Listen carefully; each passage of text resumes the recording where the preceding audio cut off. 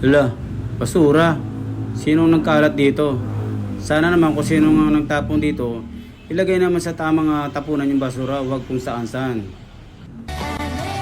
Konting sikap pa, kung ano man yung buhay na pangarap mo, basta lagi lang diretso yung pananaw mo at huwag ka magpapa-apekto sa sasabihin ng mga nasa paligid mo. Kasi kahit anong gawin mo, meron at merong masasabi. Bumaba ka sa buhay, sasabihin nila naging pabaya ka. Umangat ka sa buhay, sasabihin nila naging mayabang ka. Walang lusot, meron at merong masasabi ang mga tao sa atin. Kaya kung ano yung gusto nating gawin, hanggat alam natin hindi masama yun, gawin natin ang gawin. Alam nyo ang mga tao, walang pakialam yan sa proseso kung paano nyo ginawa, paano nyo tinrabaho.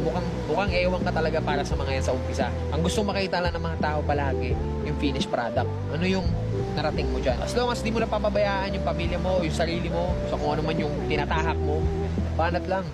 Baka di naman po mabigat sa inyong kalooban na suportahan ako. Di ko naman po yata ikakayaman kung nag-like ka sa video na ito. Sana kaya niyo rin po akong suportahan. Nagbabaka sakali lang po ako, baka meron din sumusuporta. Kahit mahirap lang ako, hindi po ako iningi ng pera. Isang like at share niyo lang po, sobrang tulong na para sa akin. Salamat po!